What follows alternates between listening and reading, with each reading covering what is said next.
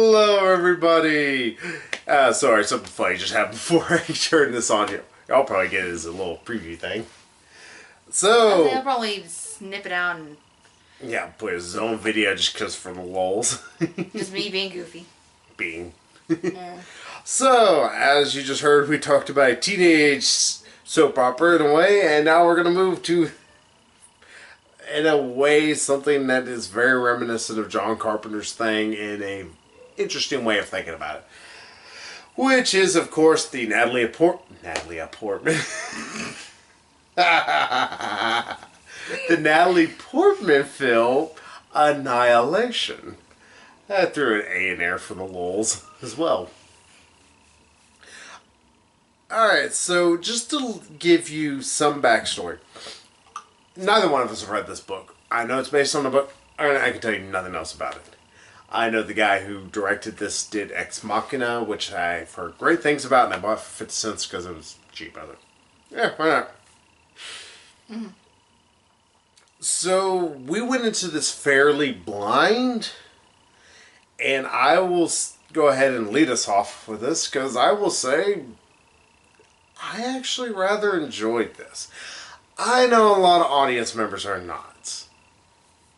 Case in point. But I thought this, one, I will go ahead and just touch on the thing that nobody can disagree about. This is a beautiful movie to look at. The lighting effects in it are very well done. The CGI in it, it's not the greatest CGI, but there are some really interesting things they do with it. And the color palette is just beautiful to look at. When it needs to be creepy and just freaking make your skin crawl, it does. When it needs to make you go, oh, it makes you, oh. I enjoyed the hell out of myself in so many ways. Which sounds really dirty. It was just going, oh. I don't know this man. I just happened to wander into this room. But if it's like, it's hard to say that this movie is not a beautiful movie. I think even you can agree that this is a pretty movie to look at. Yeah, just heads up, I did not enjoy this movie. Megan doesn't look pretty. I'm saying it wasn't pretty at parts. It just, I wasn't impressed. And I will also say, it's oblique. This story, first off, it's very non-linear in ways that doesn't always work as well as it should. Like, there's some stuff about Natalie Portman cheating on her husband. Which at first seems like it's a dream she's having. Mm-hmm. And later it's like, oh, okay, it was a flashback. Yeah, and even then it's vague with it. There's, alright, just to give you a little bit of a forward or a story about this film, and I'm going to try to cut this down as much as possible. The movie does get, like I say, it gets oblique as can be. Natalie Portman is married to this guy, his name is Cain. Cain Nabel.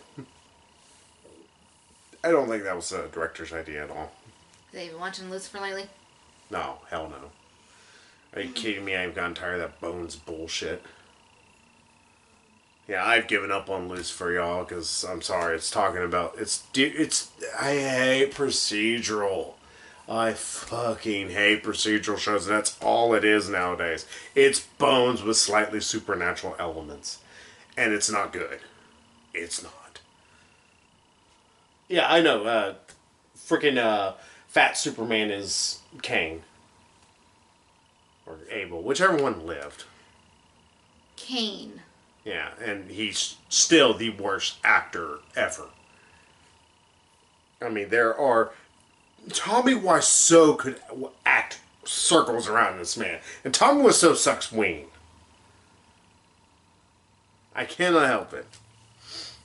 That is my future ex-husband that you are dissing. Have at it. He probably weighs still 150 pounds more than I do. I'm one chubby motherfucker. I'm a fat guy. I can call you chubby. Lay off the ho-hos. Trust me, they don't do good for your body. Well, anyway. anyway. Yeah. So. Natalie Portman, her character's name. Oh god, I can't remember her character's name. That is the bit of an issue. His characters are a little interchangeable at times. Yeah, I was like. Lena, that's her name. Yeah. I was like, what's your name again? I only know their face. I know, like, one played the Valkyrie in Thor Ragnarok. The other plays Jane on Jane the Virgin. And then there's Natalie Portman. And some other bitch, she was annoying. Ah, yeah. She's probably the worst part of this whole movie. Yes.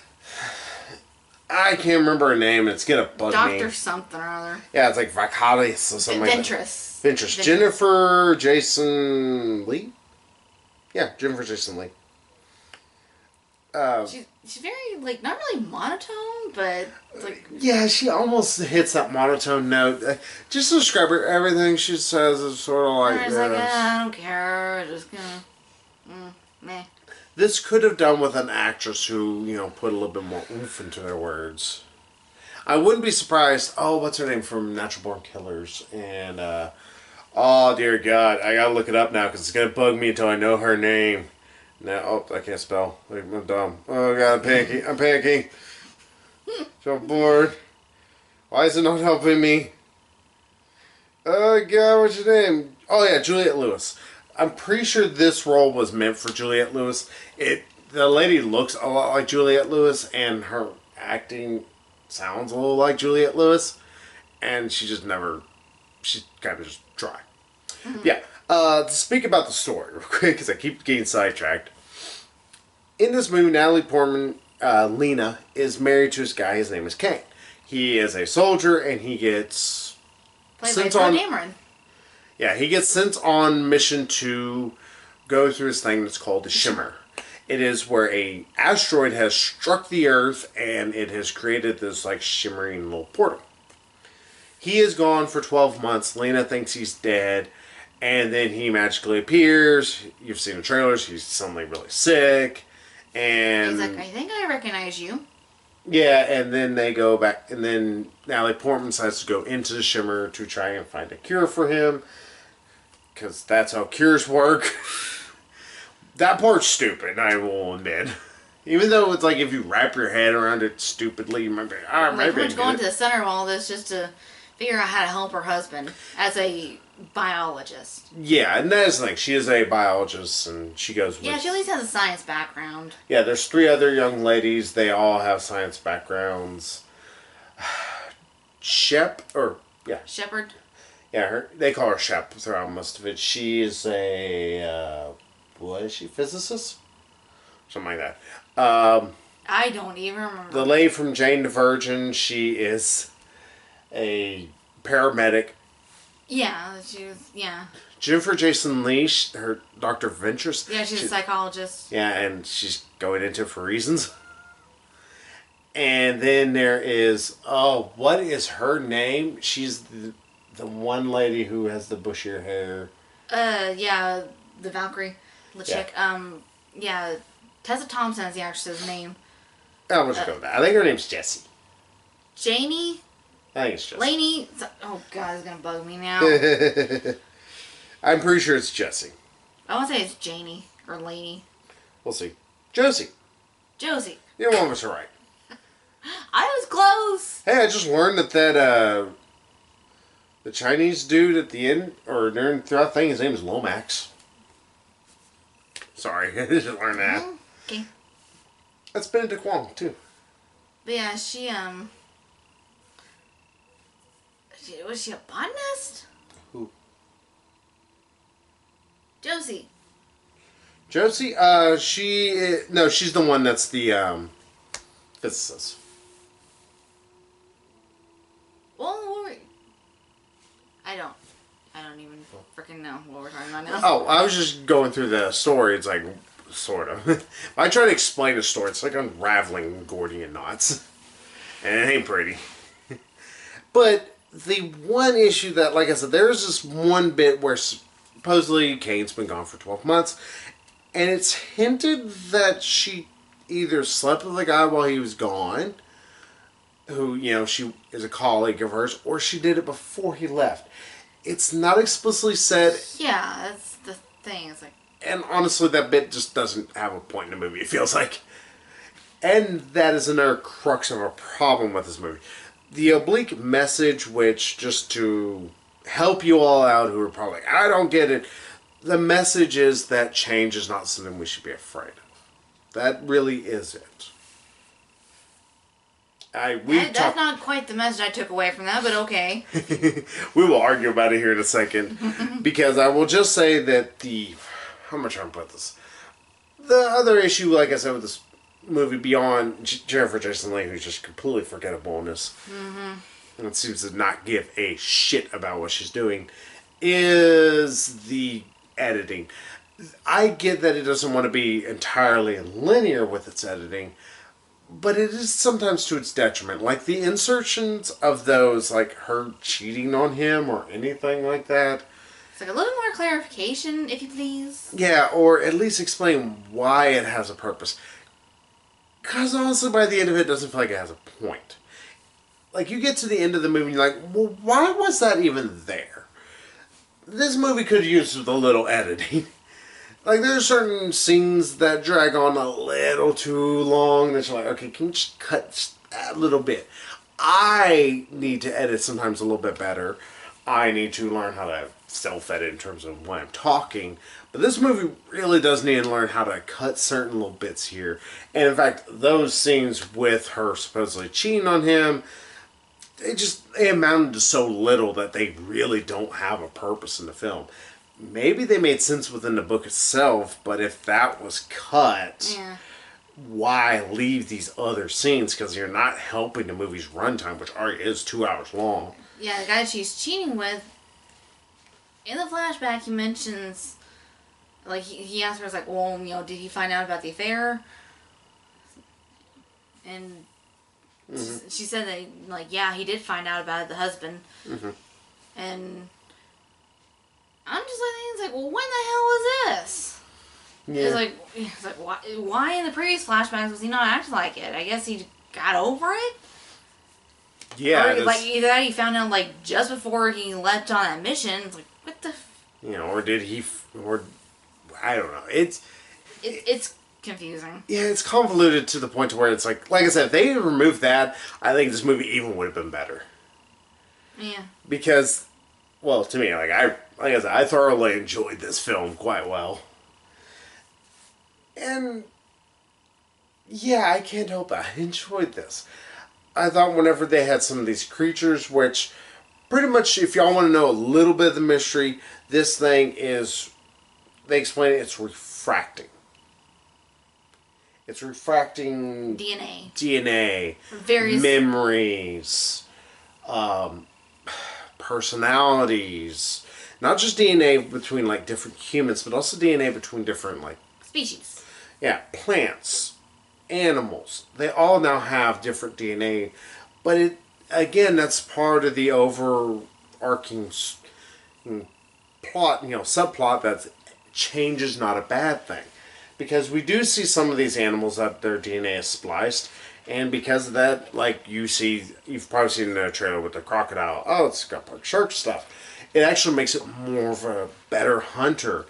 There is this freaking bear thing that is the creepiest freaking thing ever, and it will make you poo your pants. Yeah, it's just weird looking. It's like, okay, what is supposed to be crossed with? I kept trying to figure that out. It was crossed with humans.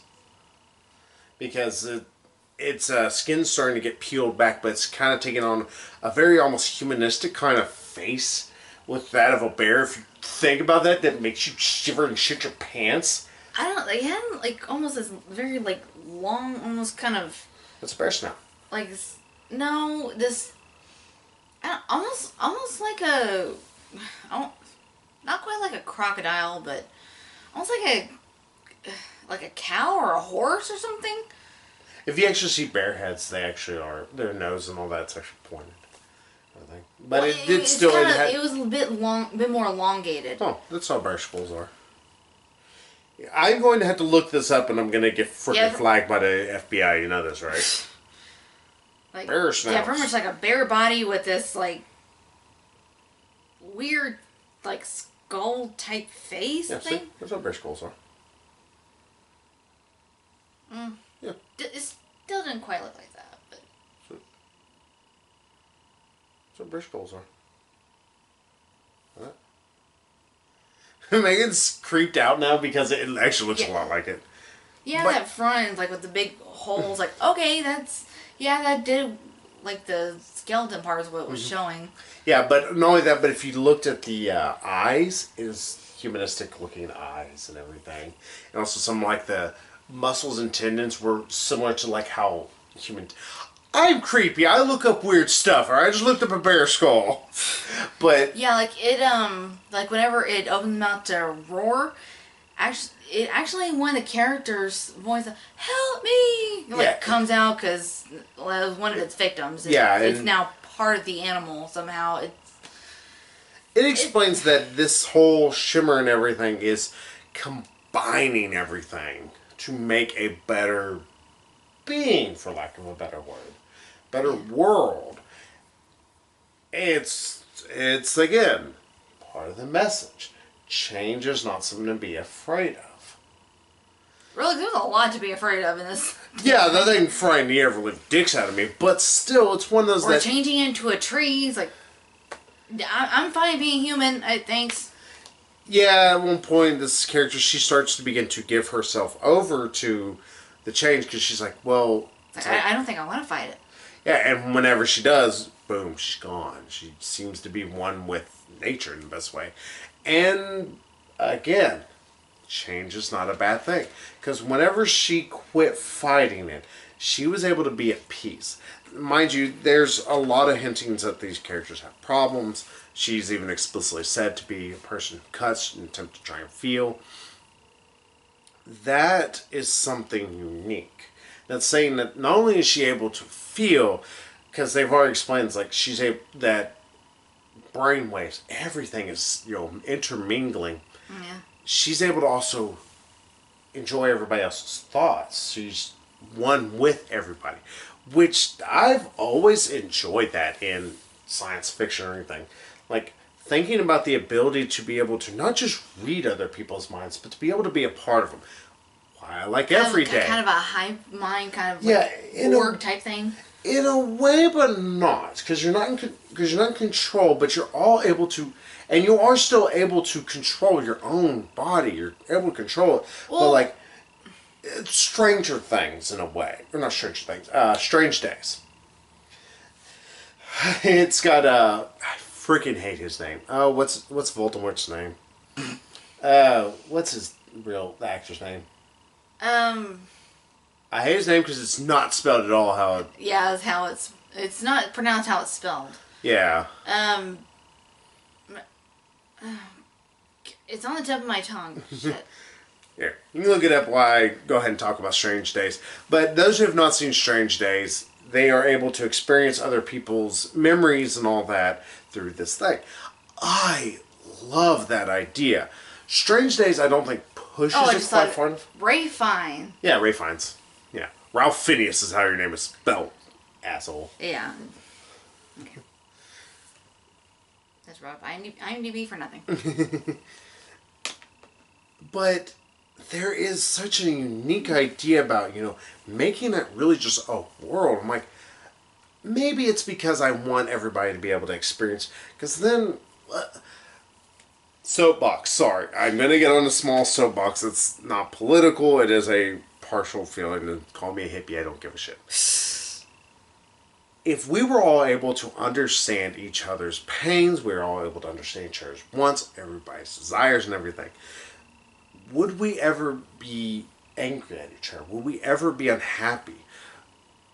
That is an idea to look at, because you would always know, oh, this person's unhappy because they want me to do this. I'm going to do that for them because I love them. I'm enjoying this and everything. Would you want that with everybody? No, because we work in a building with 3,000 people. I'd freaking lose my damn mind. Everybody get the hell out of my head. Like, oh, God, get out of my head. And there is an idea of, possibly, it's like, well, would you really want somebody else's in your head? It's like, that is a problem in and of itself, but at least it's an idea. And it's not something that you should just outright refuse simply because you want your own privacy. Privacy is a thing, but at what cost is it? to the point to where you're shunning people simply because you don't want them to know what you're thinking. I don't know. They call it an ex that, was way too friggin' private for her own good. You know what I'm talking about. Yeah. Way too mysterious for her. Yeah, it's like, okay, you're being mysterious for the sake of being mysterious. Yeah, wishy-washy. Yeah, and that's what it all is. That, like I said, that idea of not truly just a hive mind, but being able to experience each other is an interesting idea. Well, what I mean hive mind, like being able to move as one, to be able to kind of be all in tuned with each other. They were in tune, but they weren't moving as one. Because you're still on your own independent thoughts, but it will border eventually to the point where it's like, okay, well, are we doing it for ourselves or are we doing it for the betterment of everybody? That's an interesting idea. I love that idea in sci-fi. And I love that this movie didn't deal with it with kids' gloves. It actually kind of dealt with it. It's like, all right, well, here's what it is. And then there's an ending with this movie which makes sense if you stare at it really hard and crock your head really hard to the right. Because pretty much Natalie Portman fights the Liquid Terminator. It's the sort of fights it. It's more just kind of mirroring her. Mm-hmm. God, it's hard to get out. And that happens, and then stuff happens, and then other stuff tends to happen. And the whole thing gets burned down in the end. Yeah, and it turns out that somehow the Liquid Terminator made a Liquid Terminator of her husband, and there's... Well, it was kind of mentioning, it was kind of duplicating a lot of stuff. We'll kind of mention at the beginning about duplicating cells, and it's kind of hinting that it's kind of duplicating some stuff in that little forest thing. And yeah, so it made a duplicate of her husband, and that's who came back. It's like, are you my husband? I don't think so. It's like, how do you know? Because if you really think about it, it's still just a child. It's just a freshly birthed human being in all way that's fully grown. Here, figure out the world. Thanks, ass! But, like I said, the ideas that are presented in this movie are not bad ideas in any stretch of the imagination. In fact, they're kind of interesting. Some view this, whole shimmer and everything it's wanting to do as annihilation. In fact, that's what Dr. Ventress even describes it as. And then we get our acid trip of an ending where it's like, oh my god, what did I just drop? The movie itself, I think, was an acid trip. It's like, were we supposed to drop some acid or smoke some weed or something before we came into this theater?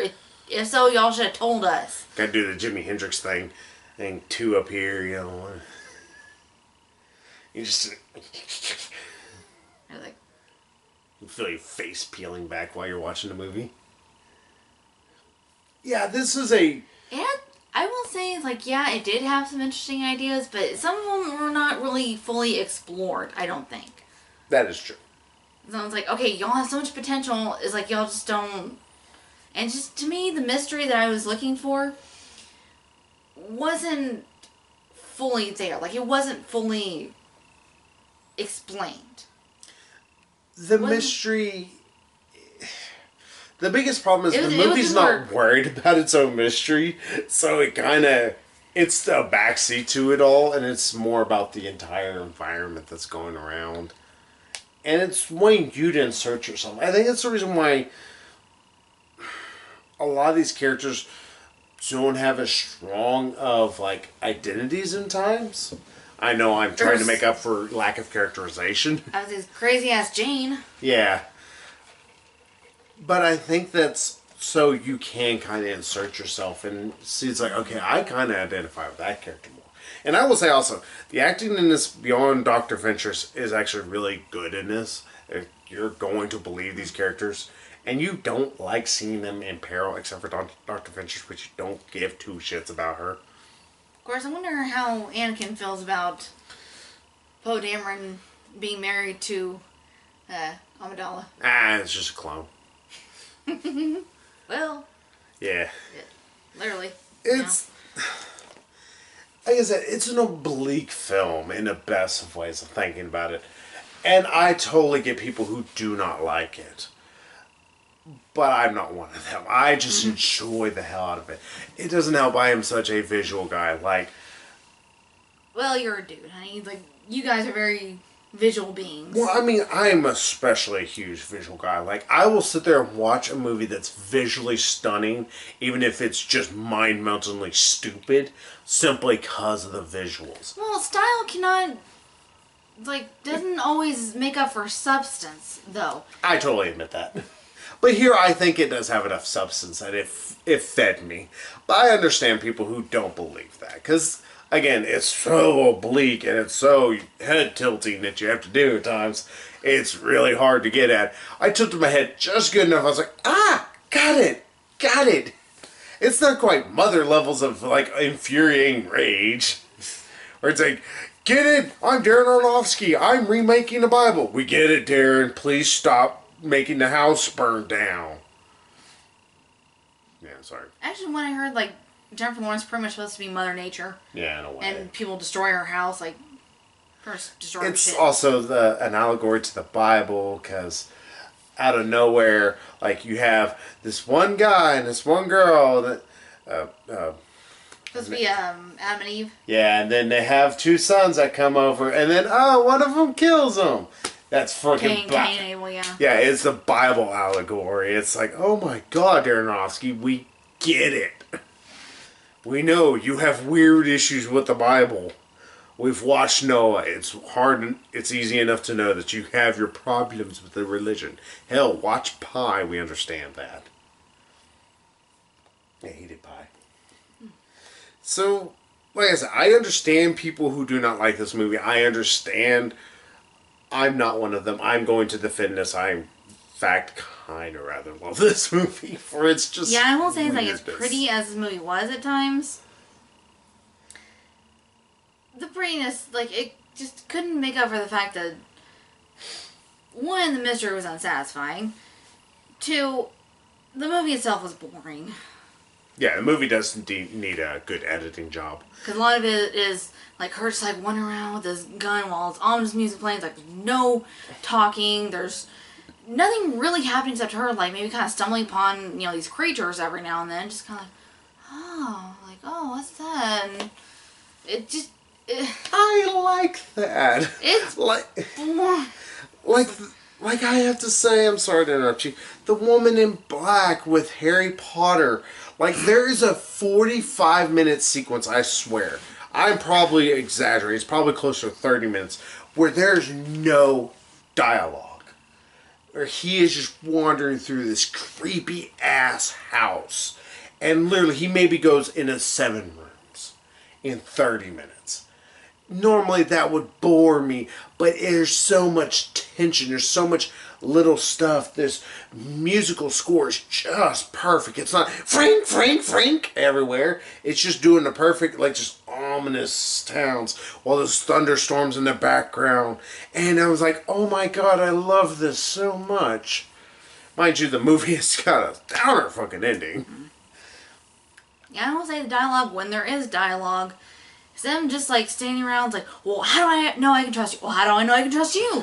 And well, we should get out of here. It's no, we need to go even further in and explore this one thing. And just them, all these ladies just arguing. It's shut the fuck up and do something. It's okay, group that wants to go back, y'all go back. The group that wants to go further in, y'all go further in. It's go your separate damn way, do what the fuck you want. Just. But you can go your own way. Throw. Dump my drink on you if one's so delicious. So, you okay? Choke on it. You're not supposed to choke on strawberry Dr. Pepper.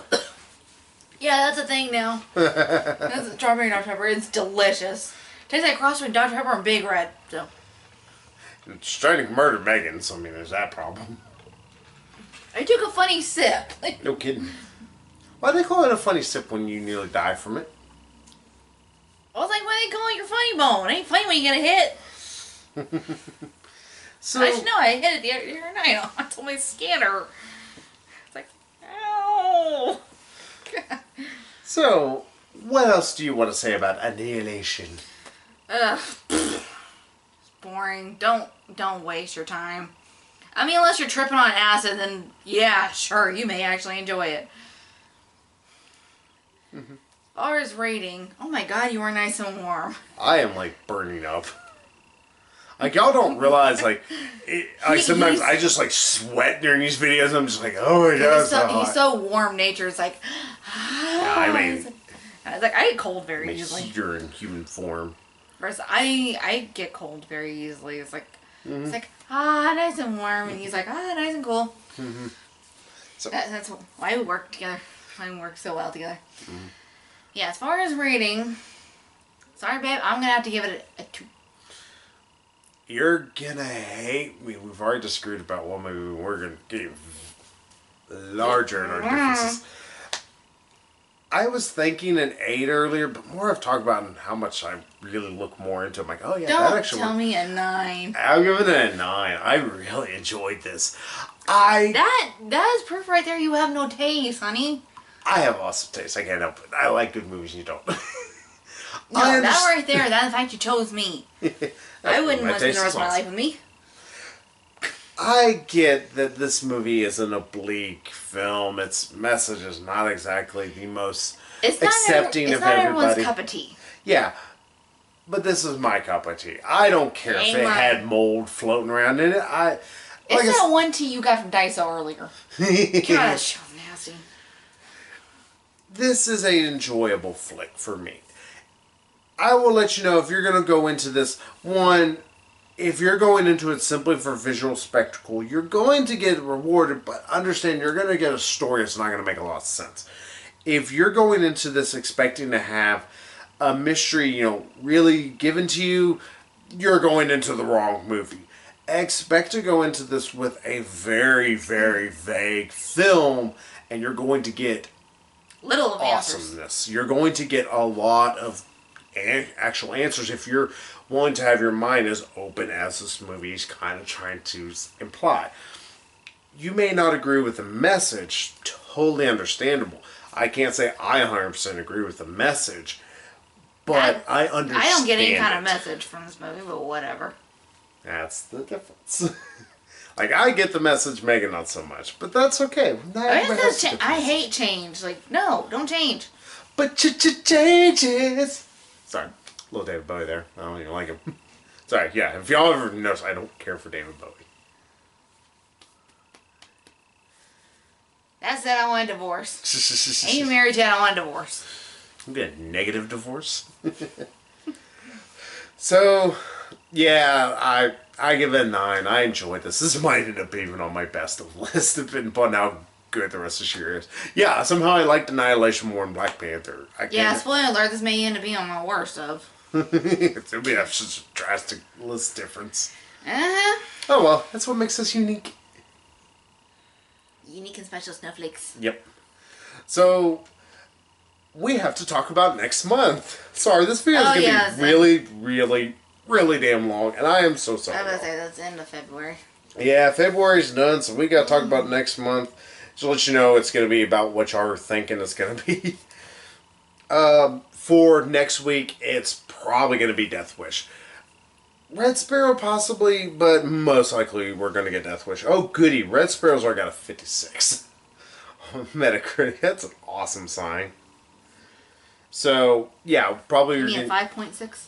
No, 56 on Metacritic. Metacritic has a scale of 1 to 100. Other time at the... Oh, IMDb's 5.3. It's worse. So, yeah, definitely there will be a Death Wish review, possibly Red Sparrow. We're going to see what we can sneak in. For the week after, the 9th, definitely Wrinkle in Time. Really looking forward to that. It looks spectacular. I would say, that definitely looks pretty. Mm-hmm. I'm probably going to go see this by myself, but I'm probably going to go see Gringo as well. I might just do that, like, I don't know, might sneak it in on, like, Friday. Like, I'm going to go see this and go to work really, really sleepy. So, yeah. Wrinkle in Time, possibly a Gringo review as well. The 16th is going to be Tomb Raider. We don't give a shit about Love, Simon. Or any other movies that we have never heard of. Yeah, there's about 20 movies that come out that. So, yeah, it's going to be Tomb Raider. I think this actually looks like it's trying to take some cues from the new game, which treats Tomb Raider realistically, not as realistic as you can expect. And it seems to seem like it has fun with it. So, I'm interested. Then the 23rd is definitely going to be, of course, Pacific Rim Uprising. If I can, I'm going to also give y'all a review of I Kill Giants. I saw a trailer for it. It looked like it's going to be fun. It looked like it's going to just be some whimsical bullshit. And it also has Imogen Poots, and I love her last name. And I will make sure to show this one, of course, Pacific Rim Uprising. And hey, show me the first one first. Yeah. But also, hey, Unsane also comes out then, too. I'll also sneak that one in. I don't know. The 23rd is a ton of good movies I want to see. And then, of course, the end of the entire week or month of March, Ready Player One. I mean, there's no two ways about it. We're going to see that. I mean, we could always give y'all God's Not Dead, A Light in Darkness, which looks like the worst cover ever. But, you know, Charlie does have this little thing we like to call, you know, taste. Not very much in the way of taste, but taste nonetheless. Yeah, no, I got awesome taste. Look at this beautiful woman I got in my arms. So, yeah, next month, we're really looking forward to a lot of this. It looks like it's, like I said, it's going to be fun. Like, the worst movie that we might end up seeing, it looks like it's going to be, oh hell, what was it? Maybe Red Sparrow. And even then we might end up missing it. Because I'm looking forward to all the movies that are coming out next month. And so we'll see what we all sneak in and how it all turns out. So, till then, if you're interested about Annihilation, you're curious about a mystery, Warren, you're not going to be quite satisfied. Not much of a mystery. But if you're going in you're going into like completely blind, you're going to enjoy it. I think you're going to really dig this film. Especially if you're a big visual guy like me. Or a big visual gal. So, until then, we'll see y'all next week with A Little Wish of Death. She hates when I do that so much. So yeah, Puns he's got them. So we'll see y'all next week with Death Wish. So, bye-bye, everybody. Yippee-ki-yay.